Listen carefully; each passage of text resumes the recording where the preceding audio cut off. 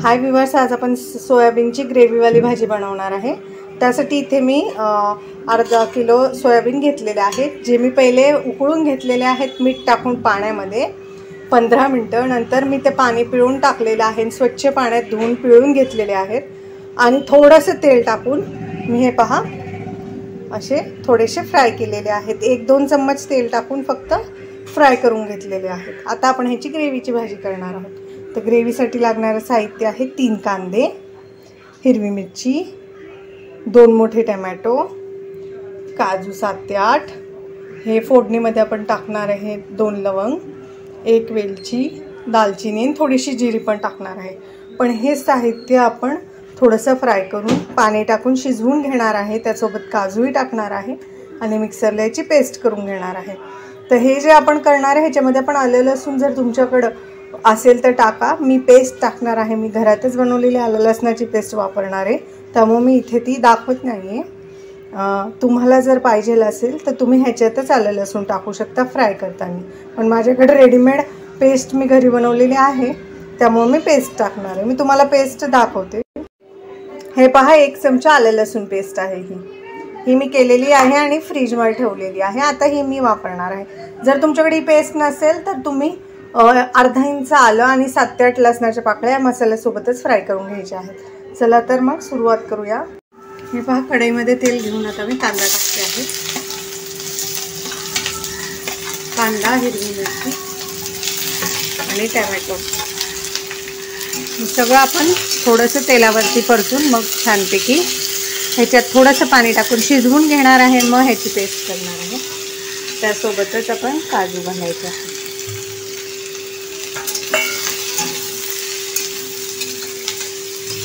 1-2 मिनिटं तेलावर फ्राय करूया।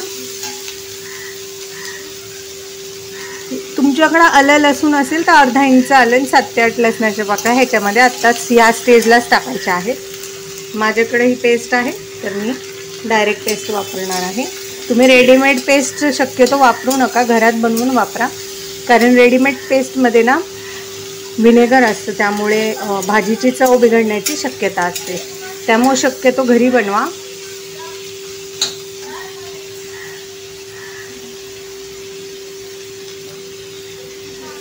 पहा छान फ्राय झाले आहेत। आपण ह्याच्यात अर्धा ग्लास मी पाणी टाकलेलं आहे। आता हे आपण छान शिजवून घेऊया।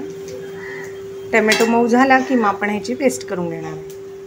तर आपण ह्याच्यावर झाकण ठेवून हे शिजवून घेऊया। हे पहा आता पाणी आटलेलं आहे ह्याच्यातलं। आता आपण हे आणि टोमॅटोही मस्त मऊ झालेले आहेत, कांदाही मऊ झालेला आहे। तर आता आपण हे थंड करून ह्याची पेस्ट करून घ्यायची आहे। हे पहा ज्या कढईमध्ये आपण कांदा, टोमॅटो आणि काजू, हिरवी मिरची फ्राय केली होती त्याच कढईमध्ये आपण भाजी बनवणार आहे।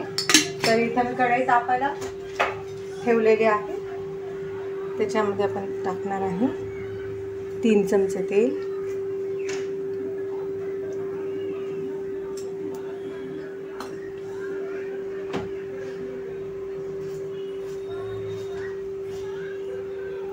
एक चमचा जिरं,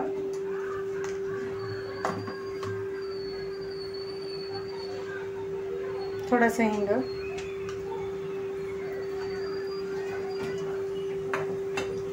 2 लवंग, ही 2 लवंग, छोटासा दालचिनी तुकडा, वेलची।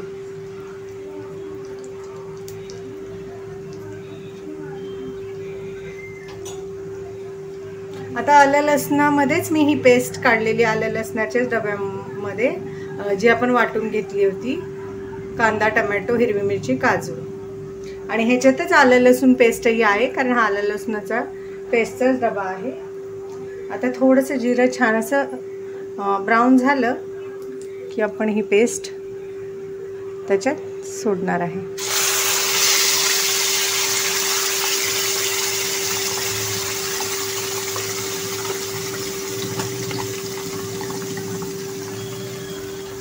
आणि ही पेस्ट आता आपण छानपैकी फ्राय करायची आहे। पेस्ट फ्राय करताना आपण ह्याच्यात मसाले टाकणार आहे। मी ते टाकत आहे 3 चमचे लाल मिरची पावडर, अर्धा चमचा हळद आणि आता आपण हे फ्राय करणार आहे। मी ग्रेव्ही सोबतच मसाले टाकलेले आहेत म्हणजे मसाले करपणार नाहीत आणि छानपैकी हे मस्त ग्रेव्हीमध्ये भाजले जातील।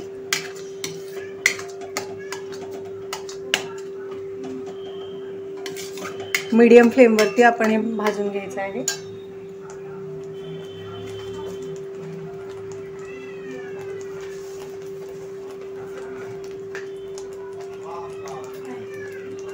हे पहा, आता आपण ह्याच्यामध्ये 1 चमचा धना पावडर टाकत आहोत, तीही मिक्स करून घेऊया।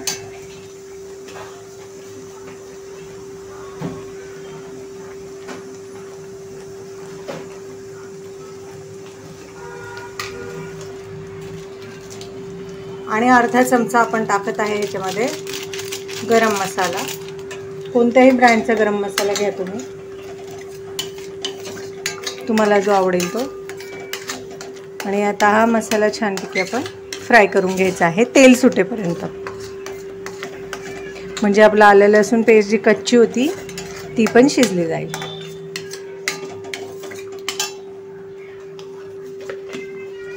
मी इथं तिखट आमच्या घरातल्या आवडीप्रमाणे घेतलेलं आहे। तुम्ही जर कमी तिखट खात असाल तर कमी मिरची पावडर वापरली तरीही चालेल।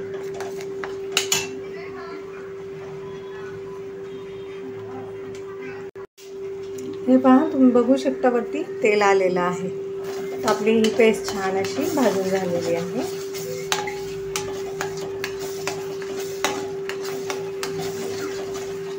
आता आपण ह्याच्यामध्ये ना मिक्सरमध्ये वाटलेलं भांड्यातलं पाणी विसळून टाकलेलं आहे। तुम्हाला याची जितकी ग्रेव्ही करायची आहे तितकी तुम्ही ही भाजी पातळ करा।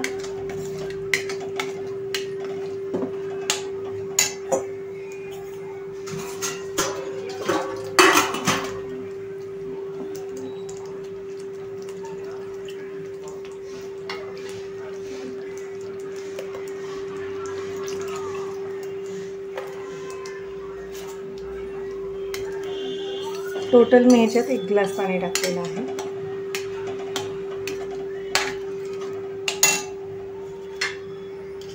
आता आपण जे फ्राय केलेले जे सोयाबीन आहे ते आपण ह्याच्यामध्ये ॲड करायचे आहे।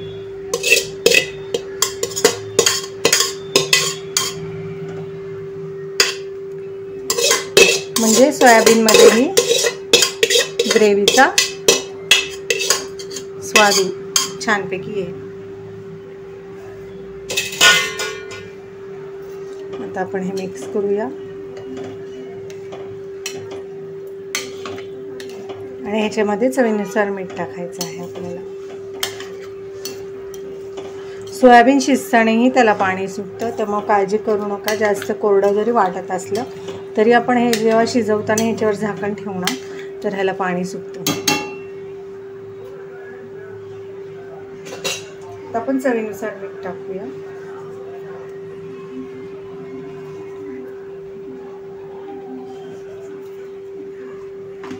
मी सोयाबीनमध्ये उकडताना मीठ टाकलेलं होतं, पण जेव्हा मी त्याला परत थंड पाण्यात टाकलं आणि पिळून घेतलं तर मीठ थोडंसं कमी झालं होतं ह्याचं, त्यामुळे मिठाचा अंदाज व्यवस्थित घेऊनच मीठ टाका। आता हे आपण ह्याच्या ग्रेव्हीमध्ये शिजवून द्यायचं आहे। जरी तुम्हाला जर असं वाटल्यानंतर की ही ग्रेव्ही खूप घट्ट आहे तर आपण थोडंसं पाणी ॲड करू शकतो। आता आपण हे शिजवून घेऊ। आपले सोयाबीन ऑलरेडी शिजवून घेतलेले आहेत 15 मिनटं, फक्त 5 ते 10 मिनटं आपण ह्या ग्रेव्हीमध्ये शिजवणार आहे। आणि शिजताना आपण काय करणार आहे ना, ही मी 1 चमचा हातावर चुरगळून घेतलेली कसुरी मेथी आहे ती मी टाकते आहे आणि ती टाकून आपण हे मिक्स करून घ्यायचं आहे। हे पहा, असं मिक्स केलं की मग आपण ह्याच्यावर झाकण ठेवणार आहे आणि ही भाजी शिजवून घ्यायची आहे आपल्याला। हे पहा 5 मिनटं झालेली आहेत, तर आता आपण एकदम मिक्स करूया ही भाजी। हे पहा, पाणी छान असं सुटलेलं आहे सोयाबीन। आणखीन फक्त आपण 5 मिनटं ह्याच्यात ही शिजवून देणार आहे, म्हणजे काय होईल ना, या ग्रेव्हीची पूर्ण चव भाजीमध्ये उतरेल। आणि आपण ह्याच्यावरती थोडीशी कोथिंबीर टाकणार आहे आणि झाकण ठेवून 5 मिनिटं शिजवून घेणार आहे। हे मीडियम फ्लेमवरतीच करा, नाहीतर तुमचे मसाले खाली लागू शकतात कढईला। हे पहा, आता आपण झाकण खोलून बघूया।